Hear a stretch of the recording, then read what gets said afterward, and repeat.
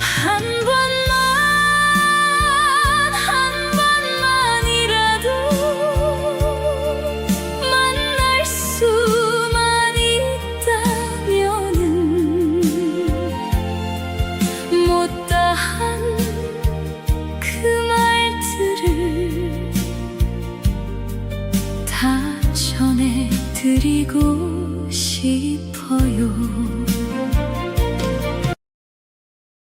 그날 6월의 제주 바다는 때 이른 무더위에 숨이 막힐 듯 잔잔했습니다. 누군가의 손에 의해 브레이크가 끊긴 검은색 승용차가 시퍼런 바닷속으로 곤두박질 친 그 순간 차 안의 중년 여자는 조용히 두 눈을 감았습니다. 20년 전 떠난 남편 곁으로 가는 거라 여겼지요. 그러나 깊은 바닷속에서 그녀를 건져 올린 건 잠수복마저 해진 어린 해녀였습니다.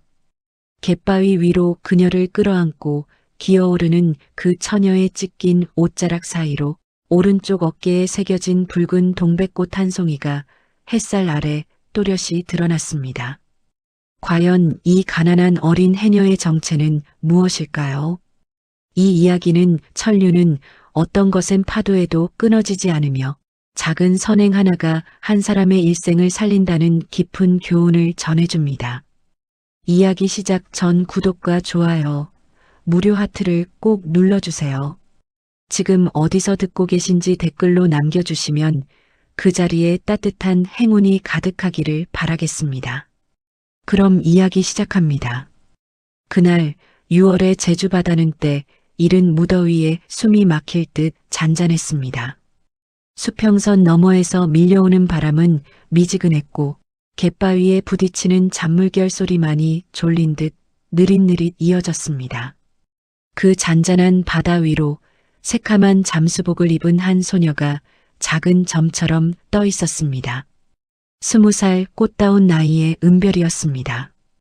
은별은 허리에 묵직한 납덩이를 차고 등에는 자기 몸뚱이만 한 태왁을 짊어진 채 다시 한번 깊게 숨을 들이마셨습니다. 폐 깊숙한 곳까지 짠 공기가 차오르자 그녀는 망설임 없이 시퍼런 바닷속으로 거꾸로 곤두박질 쳤습니다. 햇살이 가닿지 못하는 어두운 바다까지 내려가는 데에 익숙해진 지 이미 오래였습니다. 귓속이 먹먹해지고 수압이 가슴을 짓누를 때마다 은별은 속으로 가만히 할머니의 얼굴을 떠올렸습니다. 위암 3기 진단을 받고도 약값이 아까워. 죽 한 그릇으로 끼니를 때우는 그 가여운 노인이 자기를 걷어준 단 한 명의 가족이었습니다. 얼굴 한 번 본 적 없는 서류상 아버지가 남기고 떠난 사채 빚은 무려 억대였습니다.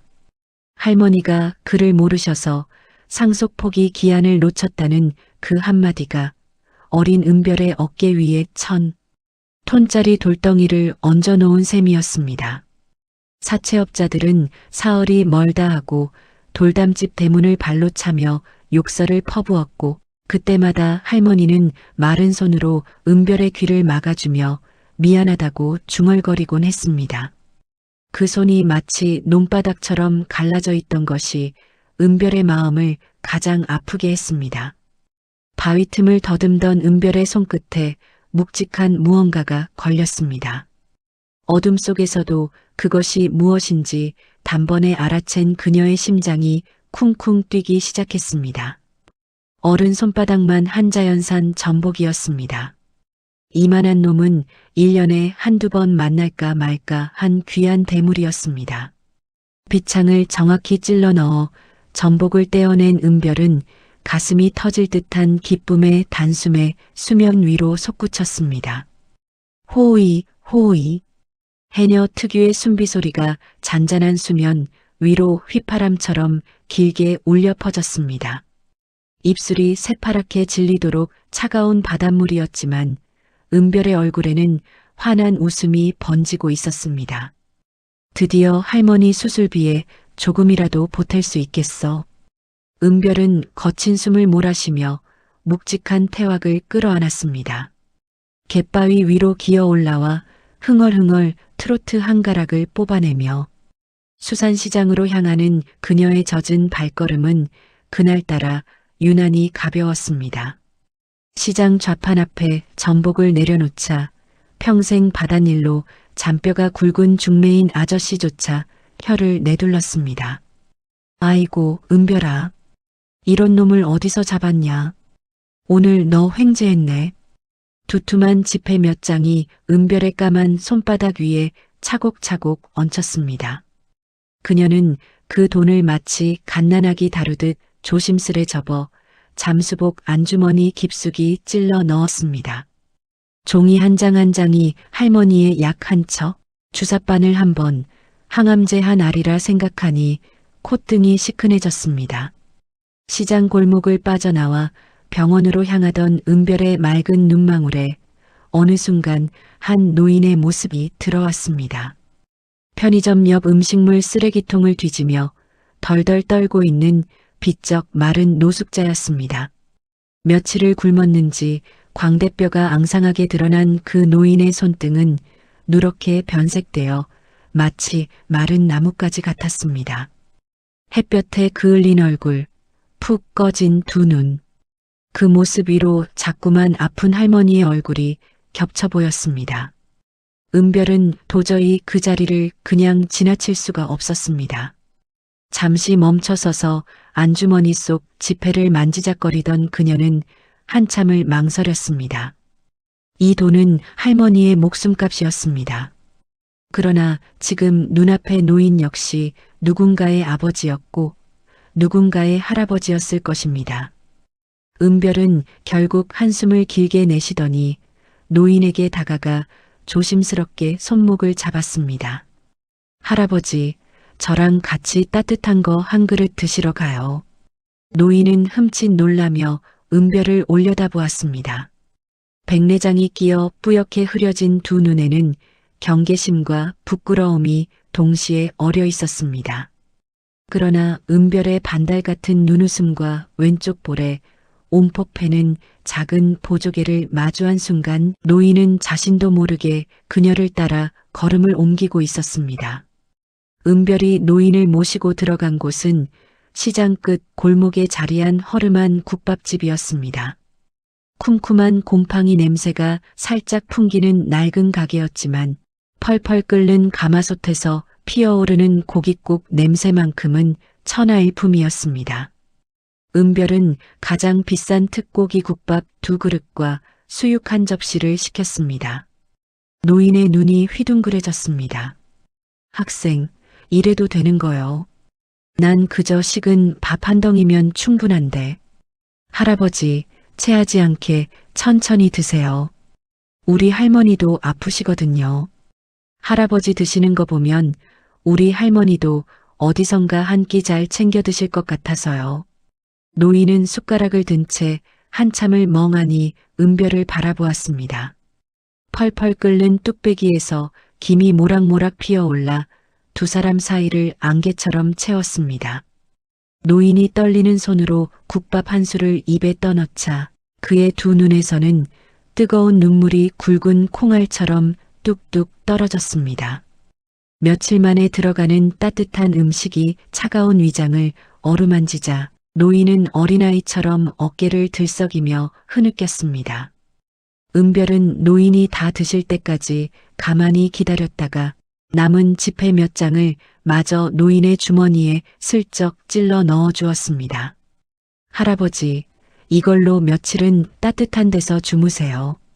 우리 할머니가 그러시는데 사람은 굶주리면 마음까지 굶주린대요. 마음만은 굶지 마세요. 가게를 나선 은별은 노인이 보이지 않을 때까지 손을 흔들어 주었습니다. 정작 자신의 손에는 동전 몇 입만이 남아 짤랑거리고 있었지만 그녀의 얼굴에는 후회의 빛이라곤 손톱만큼도 없었습니다. 은별은 해안도로 앞 낡은 편의점에 들어가 가장 싼 컵라면 하나를 골랐습니다. 차마 김밥 한 줄까지 살 여유는 없었습니다. 처마 밑 파라솔 아래 홀로 앉아 뜨거운 물을 부은 컵라면을 후후 불며 먹는 그녀의 모습을 편의점, 처마에 매달린 작은 CCTV 한 대가 묵묵히 담아내고 있었습니다. 은별은 알지 못했지만 그 작은 기계는 훗날 그녀의 운명을 송두리째 바꿔놓을 결정적인 증인이 될 운명이었습니다. 라면 국물 한 방울까지 알뜰히 들이켠 은별은 입가를 슥슥 닦으며 자리에서 일어났습니다. 짠 바닷바람이 머리카락을 흩날렸고 그녀는 자신을 위로하듯 구성진 트로트 한 가락을 씩씩하게 뽑아냈습니다. 아, 모진 세월에 시달려도 우리 할매 손잡고 가는 이 길은 꽃길이라네. 음정이 정확한지 어떤지 따질 새도 없이 그녀의 목소리에는 사람의 마음을 통째로 흔드는 묘한 울림이 있었습니다. 지나가던 시장 아주머니 한 분이 걸음을 멈추고 한참 동안 은별을 바라보다가 가만히 미소를 짓고 다시 발길을 옮겼습니다. 오후 물질을 위해 은별이 다시 무거운 태왁을 고쳐매고 깎아지른 절벽 아래 해안도로를 걷고 있던 바로 그 순간이었습니다. 등 뒤에서 귀를 찢는 끔찍한 금속성 굉음이 터져나왔습니다. 기익, 쾅. 은별이 깜짝 놀라 뒤를 돌아보았을 때 검은색 최고급 승용차 한 대가 미친 듯한 속도로 해안도로를 질주해 내려오고 있었습니다. 운전석은 텅 빈 듯 보였고 차체는 좌우로 휘청거리고 있었습니다. 안 돼. 은별이 비명을 지를 새도 없이 차는 가드레일을 종이상자처럼 박살내고 6월의 시퍼런 바다로 곤두박질 쳤습니다. 거대한 물기둥이 솟구쳐 오르며 햇살을 가렸고 차는 순식간에 푸른 수면 아래로 빨려 들어가기 시작했습니다. 운전석 창문은 충돌 충격으로 산산이 깨져 있었고 그 너머로 한 중년 여인의 모습이 어렴풋이 보였습니다. 의식을 잃은 채 안전벨트에 묶여 축 늘어진 그 여인이 바로 대기업 강윤숙 회장이라는 사실을 그때의 은별은 알 길이 없었습니다. 방금 전까지 물질을 마치고 돌아온 터라 은별의 팔다리는 천근만근이었습니다. 그러나 그녀의 발은 머리보다 먼저 움직였습니다. 평생 거친 제주 바다를 어머니 삼아 살아온 해녀의 본능이었습니다. 은별은 짊어지고 있던 태왁을 갯바위 위에 던지듯 내려놓고 한치의 망설임 없이 소용돌이치는 바다로 몸을 던졌습니다. 차가운 물살이 정수리를 후려쳤습니다. 은별은 빠르게 가라앉는 차를 따라 깊이 잠수해 내려갔습니다. 보통 사람이라면 수압을 견디지 못하고 진작 돌아 나왔을 깊이였지만 그녀는 알고 있었습니다. 지금 저 차 안의 사람을 구하려면 차 내부와 외부의 수압이 평형을 이루는 그 찰나의 순간을 정확히 노려야 한다는 것을 너무 빨라도 늦어도 안 됐습니다. 순간이 영원처럼 길게 느껴졌습니다. 은별은 깨진 운전석 창문 안쪽으로 손을 뻗어 천천히 차체에 매달렸습니다. 차 내부로 물이 가득 차오르는 그 결정적인 순간 그녀는 미꾸라지처럼 미끄러져 운전석 안으로 비집고 들어갔습니다. 유리 파편이 잠수복을 찢고 살갗을 베어 피가 번졌지만 짠물 속에서 그것은 그저 검붉은 연기처럼 흩어졌습니다. 은별은 비창을 들어 안전벨트를 단번에 잘라냈습니다. 의식을 잃은 여인의 몸이 푹 꺼지듯 그녀의 품으로 무너졌습니다. 은별은 한 팔로 여인을 단단히 끌어안고 다른 한 팔로 죽으림을 다해 물을 갈랐습니다. 폐가 찢어질 듯한 고통이 가슴 한가운데를 짓눌렀고 눈앞이 까맣게 흐려져 갔습니다. 그래도 그녀는 멈추지 않았습니다. 할머니의 굳은 손등이 노숙자, 할아버지의 흐르는 눈물이, 사채업자의 욕설이 한꺼번에 머릿속을 스쳐 지나갔습니다. 푸아. 마침내 수면 위로 솟구쳐 오른 은별의 입에서 짐승 같은 거친 숨소리가 터져 나왔습니다. 그녀는 의식 없는 여인을 둘러엎고 갯바위 모서리에 손톱이 부러지도록 매달려 한 발 한 발 기어 올랐습니다. 손바닥에서는 피가 흘러 갯바위 위에 작은 동백꽃 같은 자국을 남겼습니다. 가까스로 평평한 바위 위에 여인을 눕힌 은별은 즉시 가슴을 압박하고 인공호흡을 시작했습니다. 한 번, 두 번, 세 번, 다섯 번째 압박에서 마침내 여인이 큰 기침과 함께 짠물을 토해냈습니다. 가쁘게 숨을 몰아쉬는 은별의 등 뒤에서 찢어진 해녀복 사이로 무언가가 모습을 드러냈습니다. 초여름에 눈부신 햇살이 정확히 그 자리에 내려앉은 순간 은별의 오른쪽 어깨 뒤에 새겨진 선명한 붉은 동백꽃 모양의 흉터가 마치 살아있는 꽃송이처럼 피어났습니다. 은별은 자기 어깨에 흉터 따위 신경 쓸 겨를도 없이 떨리는 손으로 휴대전화를 꺼냈습니다. 여보세요, 119죠. 사람이 바다에 빠졌어요. 어서 빨리 와주세요. 수화기 너머로 소방관의 다급한 목소리가 들려오는 동안 은별은 자신이 구해낸 낯선 여인의 얼굴을 가만히 내려다보았습니다. 곱게 다듬은 손톱, 한눈에 봐도 비싸 보이는 정장, 그리고 단 한 번도 거친 바람을 맞아본 적 없을 듯한 하얀 피부. 자기와는 너무도 다른 세계에서 살아왔을 그 사람의 얼굴이 어쩐지 낯설지 않게 느껴지는 까닭은 무엇이었을까요? 은별은 알지 못했습니다.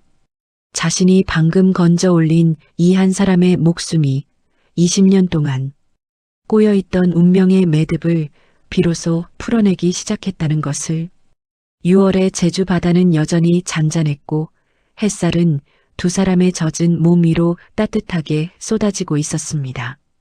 그날 6월의 제주 바다는 강윤숙 회장에게 피눈물이 마르지 않는 저주받은 풍경이었습니다. 그녀에게 6월의 바다란 한낮 자연의 풍경이 아니라 매년 자신의 살갗을 도려내는 차디찬 칼날과 같았습니다. 20년 전 딱 이맘때였습니다. 제주의 거센 장맛비가 양철 지붕을 쇠망치로 두드리듯 쏟아지던 그 밤, 강 회장은 눈에 넣어도 아프지 않을 갓난딸을 잃어버렸고 미친 듯이 빗속을 헤매며 아이를 찾아다니던 남편마저 참혹한 교통사고로 세상을 떠났습니다. 하룻밤 사이에 남편과 딸을 동시에 잃은 그녀는 그날 이후로 더 이상 웃지 못하는 사람이 되었습니다.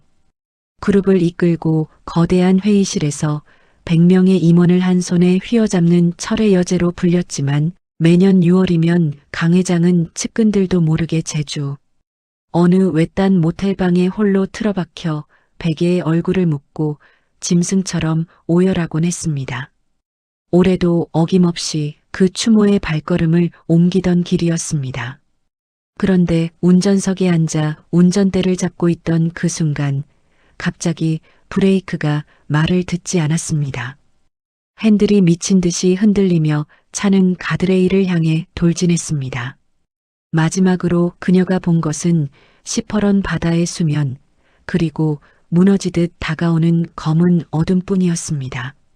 그 어둠 속에서 강 회장을 끌어올린 사람이 바로 은별이었습니다. 낯선 천장이 강 회장의 시야에 들어왔습니다.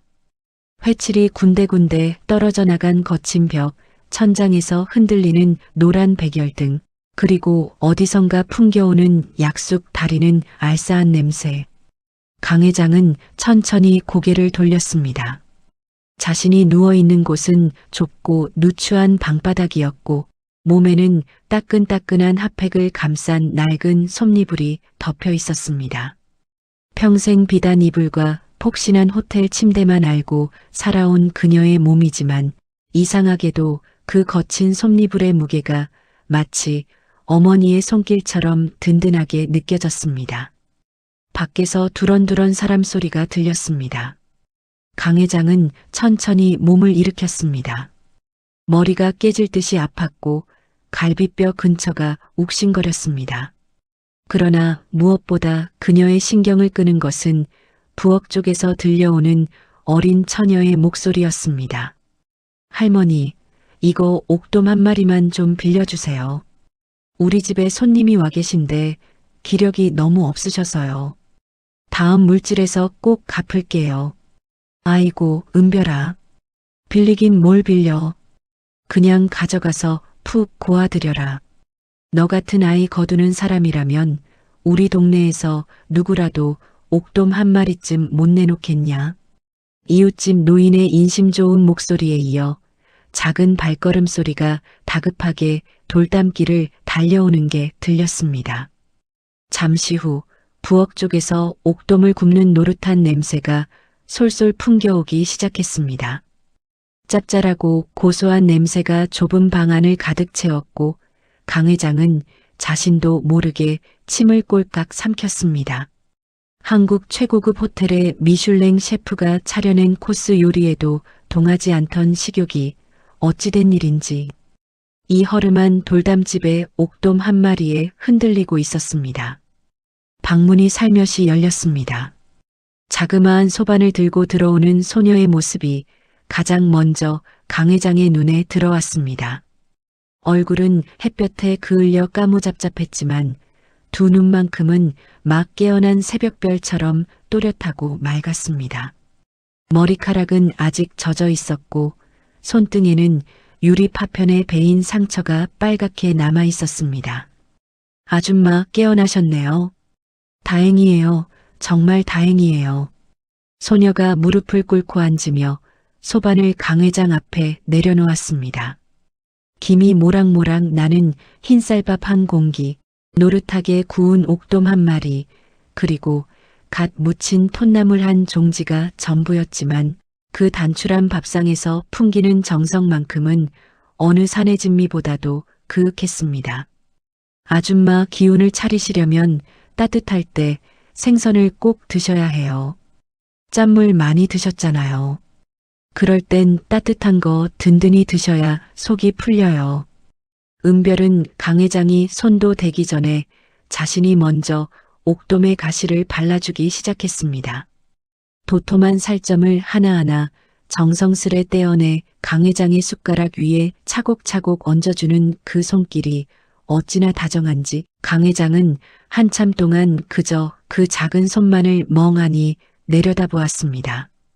까맣게 그을린 손등, 굳은 살이 박인 손가락 마디, 자기 또래라면 매니큐어를 바르고 있을 그 손이 어찌 이리도 거칠어졌을까.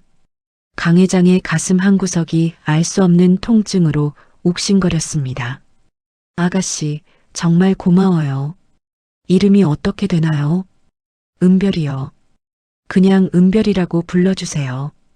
별처럼 빛나라고 우리 할머니가 지어주셨대요. 은별이 살짝 부끄러운 듯 웃었습니다. 그 순간 그녀의 입꼬리가 양쪽으로 활짝 올라가며 두 눈이 반달 모양으로 휘어졌습니다. 그리고 왼쪽 볼에 작은 보조개가 온폭 패였습니다. 살짝 드러나는 작은 덧니까지. 강 회장의 손에 들려있던 숟가락이 쟁반 위로 툭 떨어졌습니다. 심장이 쿵하고 바닥으로 철렁 내려앉았습니다. 일순간 숨이 멎고 시야가 좁아졌습니다. 강 회장은 자신의 두 눈으로 보고 있는 것이 도무지 믿기지 않아 천천히, 아주 천천히 눈을 깜빡였습니다. 그러나 그것은 환상이 아니었습니다. 저 미소, 20년 전 세상을 떠난 자신의 남편이 신혼 시절 침대맡에서 자신을 바라볼 때 짓던 바로 그 미소였습니다. 같은 각도로 휘어지는 눈매 같은 위치에 패는 보조개, 같은 자리에 살짝 드러나는 덧니, 마치 그 사람을 그대로 도려내어 옮겨놓은 듯한 소름이 끼치도록 완벽하게 똑같은 미소였습니다.